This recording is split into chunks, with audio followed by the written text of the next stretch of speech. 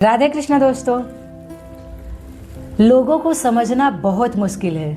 कैसे कैसे लोग रहते हैं। दुनिया इतनी बड़ी है कि कैसे समझोगे कि कौन अच्छा है कौन बुरा है। लोग कहते हैं कि चेहरा सब बयां करता है, पर मेरा मानना है कि चेहरा कुछ भी बयां नहीं करता। इतनी मासूमियत से आपके सामने पेश आएंगे ना कि आप समझ ही नहीं पाओगे सही है कि गलत है। हाथी के दांत दिखाने के और है, खाने के और है। वही होती है कि चेहरे पे कुछ भी नहीं लिखा रहता है। जब आप जिसके साथ रहोगे ना तब समझ में आता है इंसान कितना सही है।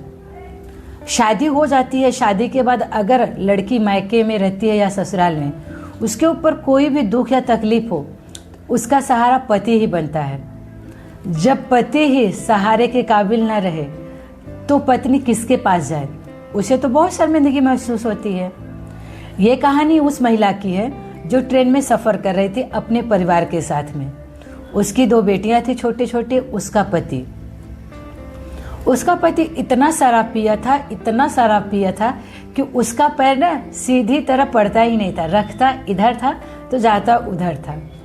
वो पत्नी इधर उधर नज़र घुमा के देखती है कि उसके बोगी में 150 लोग हैं और सबकी निगाह उसके पति पे है। और वो अपने मन में सोच रही है कि लोग क्या सोच रहे होंगे मेरे पति के बारे में, कि ये कैसा इंसान है, अपने परिवार के साथ सफ़र कर रहा है और शराब के नशे में धुत है।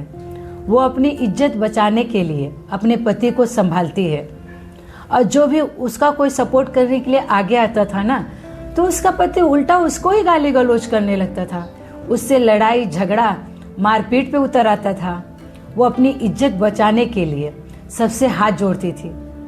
भैया माफ़ कर दो, ये इसी के काबिल है, मैं आपसे हाथ जोड़ती हूँ। तो बताइए, जहाँ पति को अपनी पत्नी की इज्जत और मान सम्मान के लिए आगे आना चाहिए, वही पत्नी बेचारी बेबस लाचार शर्मिंदगी महसूस करते हुए लोगों से हाथ जोड़ती है और अपने पति को संभालती है। वो यह सोचते हैं कि कहीं ये किसी से झगड़ा न कर ले, किसी से लड़ाई न कर ले। और उसकी बेटी अंदर ही शर्मसार से झुकी जा रही थी और वो ये देख रही थी लोग उसके पापा के बारे में क्या बोल रहे हैं। मैं आप सबसे कहती हूँ, जो भैया शराब पीते हैं, ऐसा नज़ारा, ऐसा दृश्य देखने से क्या फ़ायदा, और ऐसी कमाई से और ऐसे घुमाने से क्या फ़ायदा, जहाँ आपको ना मान मिले, ना सम्मान, ना इज्जत। आपके परिवार के बारे में लोग क्या बोलते हैं।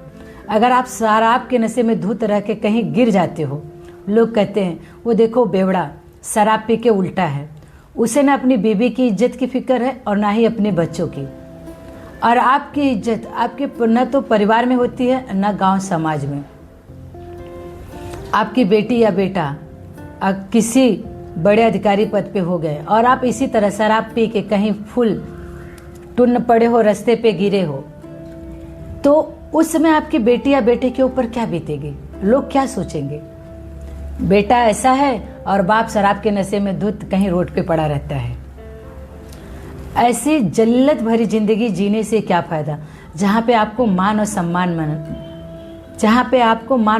न मिले। तो आपसे यही कहूँगी कि भैया शराब को मारो गोली, और अपने परिवार, अपने बच्चों के लिए जो कमाई दिन रात मेहनत करके करते हो, शराब में उड़ाते हो ना, उसको बचाओ और अपने बच्चों का भविष्य संवारो। क्योंकि अगर वो पढ़ लिख के आगे बढ़ गए, उससे आपका नाम रोशन होगा और आपके गांव का। ना कि इस तरह पूरे दिन की कमाई शराब में उड़ा दो, जहाँ पे ना तो इज्जत मिलती है ना तो मान सम्मान। तो ऐसा करने से क्या फ़ायदा। इसलिए आप सबसे यही कहूँगी, शराब पीना छोड़ दो और अपने परिवार की इज्जत अब आपके हाथ में है और गांव समाज की। राधे कृष्णा।